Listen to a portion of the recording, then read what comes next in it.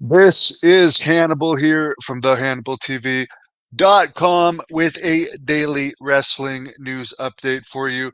Ricochet, who I wouldn't say is over mainstream, but he's been a solid worker, mechanic for WWE. Wrestled Logan Paul, didn't really make him more popular, but I'm sure he got a good payday over it. Apparently, his contract is up soon, and he is given his notice to WWE that he will not be returning when his contract is done at some point this summer. Will Ospreay was an opponent for him. In the past, they were opponents. And Will Ospreay has not exactly been a ratings winner in WWE. They are friends. He's publicly said he was wanted to bring Ricochet to AEW. My only thing is, and I like Ricochet, I've interviewed him. Here's a picture from just before I started the interview with Ricochet, his ex-girlfriend at the time, Tessa Blanchard, and the kid. Back when Tessa Blanchard was nice. Remember, she was nice when I met her then, and in later years, she wasn't nice. She later got an attitude, but whatever. That's the way it goes sometimes. Anyways, the only thing I would say is Ricochet going to make any difference in AEW? I'm sure Tony Khan will pay him. He likes smaller guys that slap their legs a lot and do flips a lot. Ricochet's way better than a lot of the guys they have. But just to get an idea of how tall he is, like, look how short he is. By the way, that interview's in the description of this video if you want to see it. And I like him. He's a great guy. I would hire him and get rid of a bunch of your other guys. But is another small guy going to make any difference in the rating? Obviously, AEW will offer him more than WWE if he's going to switch there. But will he make any difference in the ratings? You fans could tell me in the comments. To me, it's just another guy. But I do agree. I would hire him and just get rid of a bunch of other guys his size that aren't as known. I'm not saying not to hire him. I'm just saying it won't be a ratings boost. Tom Lawler, who I have wrestled before, has officially challenged Bryan Danielson to an MMA fight. Danielson recently said that he would be very sad if he died without getting into another real fight. And Tom Lawler responded that he's officially challenging Bryan Danielson. Tom Lawler, former UFC fighter. Bryan Danielson, I don't know his fighting background. I've I'll give him the benefit. I've read his book, but I don't recall much about his fighting background. I have nothing against him. I like him, but I would definitely say Tom Lawler would win that. And it would be if I was like Saudi Arabia, that might be some place that would pay a lot of money to have a fight like that. I don't know if MLW would allow that fight to happen in AEW if AEW wanted to have an MMA fight on a pay-per-view. That would be interesting to watch. I would watch it. That would make me want to watch the pay-per-view, to be honest with you. Maybe not the whole 5 hours. I'd turn it off or whatever. The last one was 5 hours and 40 minutes. But I'd be interested to see Tom Lawler against Bryan Danielson. By the way, I will say, and I'll get back to the news, but I'll show you this choke that Tom Lawler did to me. Watch this right now. I'll show you this choke. This was quite something. Setting up for a rear naked choke. Can't see his hands right now. Can't see his arms. We can't see how tight it's in. Looks like he's got it though. Hannibal using his superior strength. Right in the He corner. had this choke in really tight.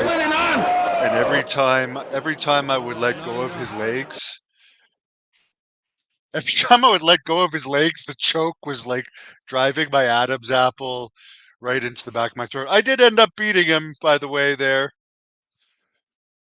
He couldn't quite finish me off, but the choke, I mean, let's just skim back for a second.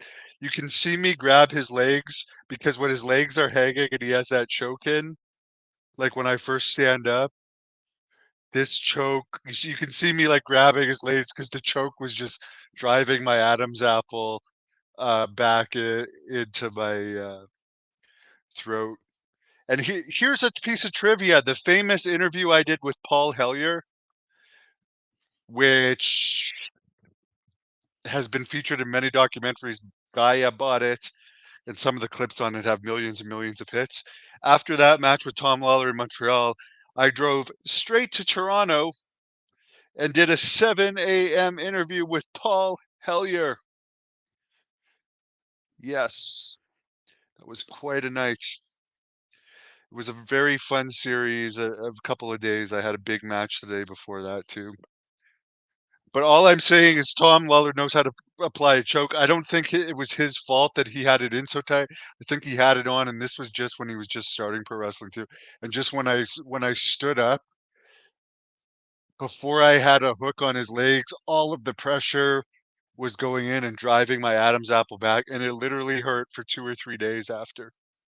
So he's got my respect. I actually like him. He's a really nice guy. MMA fighters in general are nicer than wrestlers, but he's a good wrestler. I would wrestle him again, and who knows, I probably will one day. And yeah, my money would be on him. Although I also like Brian Danielson. I never met him, but my money would be on Tom Lawler. He has more to gain by beating Brian Danielson. It would make him more famous in wrestling, and he has the experience factor. So there you go. AEW, as far as I was listening to Wrestling Observer today, he's saying Dave Meltzer was saying because AEW has not been doing great ratings lately, it actually matters a lot more than ratings would matter if they didn't have a new TV deal. Right now, they don't have a new TV deal in place, and they're getting not so great ratings. MJF got them up a little bit this week with his return. Will that be sustained? I mean, one thing they could do to get the ratings higher, at least temporarily, is bringing Becky Lynch. A lot of people are saying they should do that, including me. And I don't like a lot of the stuff that AEW has done, but I want them to do better because it's good for me and it's good for the wrestling business. And I don't like WWE just to be totally dominating and crushing them. I actually want them to do better. That's why I would suggest that they hire Becky Lynch. And I would suggest to Becky Lynch to go to AEW. She's done it all in WWE. Go back to WWE after, you'll be a bigger star. The one thing I'll say about Ricochet, maybe he'll be pushed more in AEW. Maybe. I guess he's done all he's going to do in WWE too. He has a good position, but he probably won't go above that position. Facing Logan Paul is a pretty good accomplishment. Maybe it is time for him to move on. I'm not saying it's a bad decision. I'm just saying they have so many guys like that. If you bring in Ricochet, let's not have so many of them because I don't particularly like. I don't think Ricochet is as bad as Will Ospreay with the leg slaps and stuff. But like, if you have it in one match, fine. But it was like somebody said there was like 27 AEW matches between the three shows last week, when so many of those matches are the leg slapping, fake looking matches. It's just like it makes me not want to watch. Like I don't want to watch now. I don't find it interesting. I'd rather watch old Ric Flair promos because I'd rather watch Ric Flair promos. Funny enough, AEW has Ric Flair under contract and they don't even use him to do promos, and he can still do promos. Proof of that is that incident he had in the pizzeria the other week. They could make their show better with better promos, and I'm not talking about these 20-minute boring promos that happen way too often these days, but like just short promos just to help get people over quickly. They could put Ric Flair with someone who's not over as a manager, for instance. Have him do like a 1 minute promo backstage before he comes out, have him come out and wrestle, have him come back. Why they don't do that, I don't know. Why they don't use Jake the Snake on TV, I don't know. But I'm not going to let it bother me. Dave Meltzer also said on the Wrestling Observer Radio, New Japan has no marquee stars right now and is not hot at all.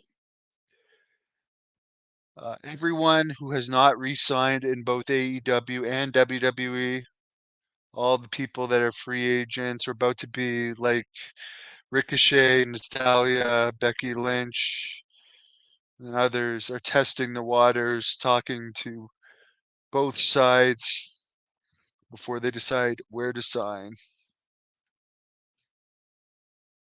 Anyways, there was one other thing I was going to read, but I don't know what it was. Anyways, guys, I wish you all a great evening, great Saturday night. And I'll remind you fans in about 3-ish weeks, I think 3 weeks from tonight, I'm stepping back in the ring June the 29th in Napanee, Ontario, Canada, halfway between Toronto and Ottawa.